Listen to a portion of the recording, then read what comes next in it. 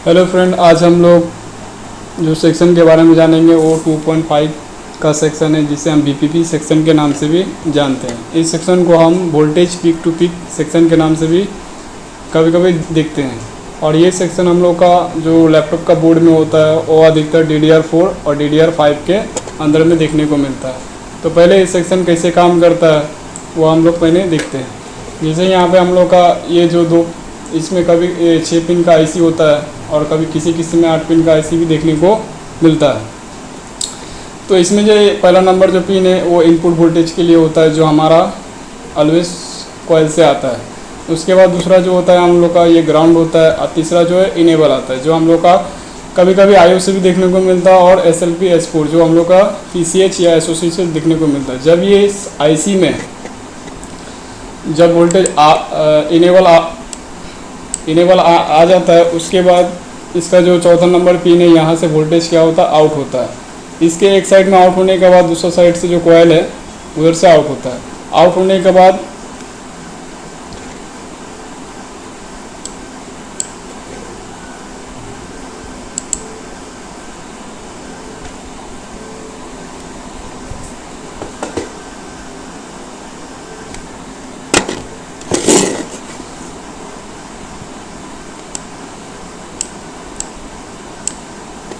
तो यहाँ से एक कॉइल है हम लोग का, इस कॉइल से वोल्टेज आउट होता है। तो कभी कभी अगर इस कॉइल के आउटपुट पर अगर वोल्टेज आउट नहीं होता है तो हमें पहले इस वोल्टेज डिवाइडर रजिस्टर को देखना पड़ता है, जो ये फीडबैक का काम करता है। उसके बाद इस कॉइल से वोल्टेज जब आउट होता है तब यहाँ पर आईसी एक क्या करता है, पीसी गुड आउट करता है। तो पहले का जो DDR4 या DDR5 का जो बोर्ड है, इससे पहले जो ओल्ड टाइप का बोर्ड आता था तो उसमें रैम आईसी के लिए जो वोल्टेज बनता था वो SLP S4 और ससॉन के नाम से आता था। लेकिन अभी जो ये पीसी गुड है वो रैम आईसी के लिए भी चला जाता है, और यहाँ से जो आउटपुट कॉइल से 2.5 वोल्टेज जाता है वो मेनली हम लोग का रैम स्लॉट के लिए जाता है। तो रैम स्लॉट के लिए 2-3 टाइप का वोल्टेज जाता है, उसके बाद ही रैम सेक्शन क्या होता है हम लोग का काम करता है। उसके बाद इसमें जो हम लोग का प्रॉब्लम देखने को मिलता है, तो सबसे ज़्यादा हम लोग का जो प्रॉब्लम होगा वो हम लोग का पहला डेट प्रॉब्लम देखने को मिलेगा। उसके बाद दूसरा होता है नो डिस्प्ले का प्रॉब्लम देखने को मिलता है, और तीसरा जो होता है हम लोग का रीस्टार्टिंग का प्रॉब्लम देखने को मिलता है। तो इसमें जो सबसे ज़्यादा प्रॉब्लम होता है वो हम लोग का नो डिस्प्ले का प्रॉब्लम आता है। यदि आपके भी लैपटॉप में अगर नो डिस्प्ले का प्रॉब्लम आता है तो आपको ये आईसी का जो आईसी होता है, ये आईसी होता है, तो इस आईसी के इनपुट वोल्टेज को भी पहले आपको देखना पड़ेगा।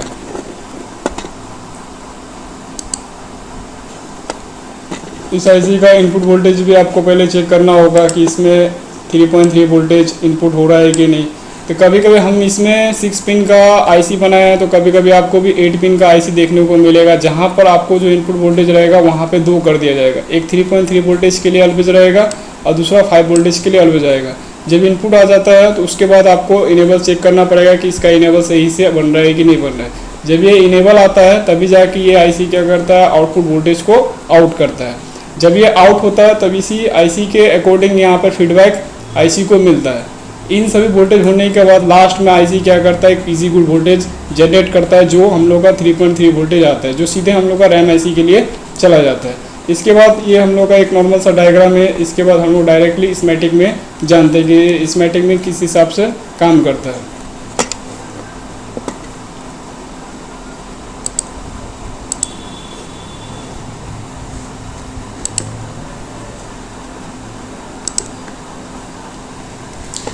तो हम लोग तो वहाँ डायग्राम में देखे थे, जो हम डायग्राम बनाए थे।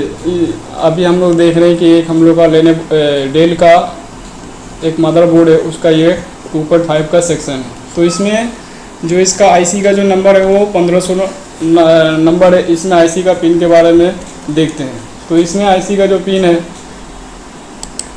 पहला इनपुट पिन, इसका जो भी इन, यहाँ से जो भी इन है 5 नंबर और दूसरा है 9 नंबर। इन दोनों पिन में इनपुट वोल्टेज आ रहा है जो हम लोग का 3.3 देखने को मिल रहा है। ये 3.3 हम लोग का स्टेप डाउन का जो ऑलवेज कॉइल होता है 3.3 का, वहाँ से एक जंपर के माध्यम से, जो जंपर हम लोग का लगा होता है वहाँ से करके ये डायरेक्टली आईसी को इनपुट वोल्टेज प्रोवाइड करता है। दूसरा जो होता है, ये जो हम लोग का इनपुट वोल्टेज है जिसका नाम VCC होता है वो भी क्या हो रहा है, हम लोग का स्टेप डाउन का 5 वोल्टेज का जो कॉयल होता है वहाँ पर डायरेक्टली इस आईसी को VCC दिया जा रहा है। अगर इसमें 5 वोल्टेज नहीं आ रहा है तो आपको पहले इस कैपेसिटर को चेक करना पड़ेगा। कभी कभी कैपेसिटर भी शॉर्ट होने के कारण आईसी में इनपुट वोल्टेज देखने को नहीं मिलता है। उसके बाद हम लोग का जो नेक्स्ट 8 नंबर पिन यहाँ पर देख रहे हैं इनेबल का, ये इनेबल पिन जैसे हम पहले भी बताए थे कि वहाँ पे हम लोग का SIO, ये IO से आता है, यहाँ पे SIO या फिर सासोन के नाम से, लेकिन यहाँ पे चेंज करके लिखा है SIO। उसके बाद दूसरा हम बताए थे कि SLP S4 के नाम से भी ये वोल्टेज आ रहा है। अब ये वोल्टेज को क्या कर रहा है, यहाँ पे 2 रजिस्टर को लगाकर वोल्टेज डिवाइडर लगा के आईसी को इनेबल दिया जा रहा है। जब आईसी को इनेबल मिल जा रहा है तो आईसी क्या कर रहा है, यहाँ पे ये पिन टोटली 8 पिन का होता है, यहाँ पर 2 पिन को आउटपुट के लिए बनाया गया है। यहाँ पे जब आईसी का इनेबल आता है तब आईसी क्या करता है, यहाँ से आउटपुट करता है। अब उसके अकॉर्डिंग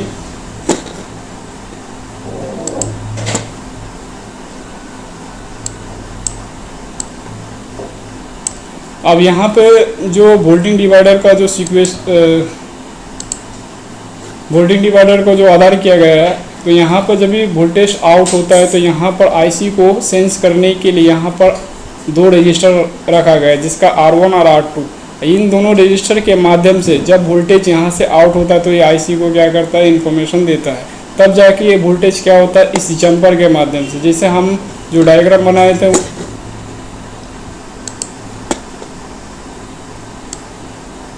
जैसे कि हम लोग डायग्राम बनाए थे वहाँ पर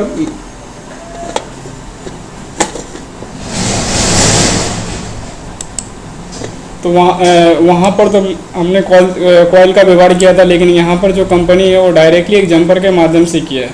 तो आईसी को सेंस करने के लिए यहाँ से जो आउटपुट हो रहा है वहीं के आसपास में एक वोल्टेज डिवाइडर रजिस्टर को लगाकर इसको आईसी को सेंस करवा रहा है।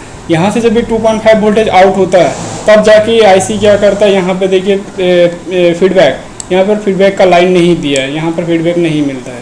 तो इस तरह से हम लोग का जो ये 2.5 वोल्टेज है वो डायरेक्टली हमारा रैम स्लॉट के पिन पर चले जाते हैं, तब जाके हम लोग का लैपटॉप में जो डिस्प्ले है वो देखने को मिलता है। तो ये जो 2.5 का जो सेक्शन होता है वो हम लोग का बोर्ड में इस तरीक़ा से काम करता है।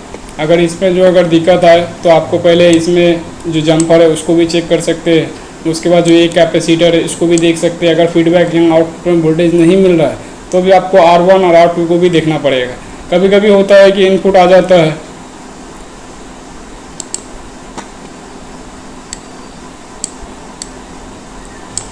यहाँ पर हम लोग को इनपुट सही से देखने को मिलता है।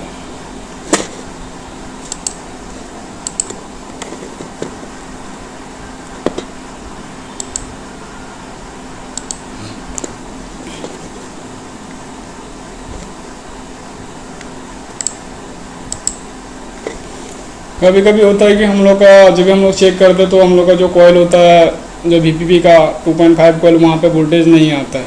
तो आपको जब इनपुट आता है तो आपको डायरेक्टली स्पिन के आपको इनेबल चेक करना होगा। अगर इनेबल नहीं भी आता है तो भी आपका ये सेक्शन सही से काम नहीं करेगा।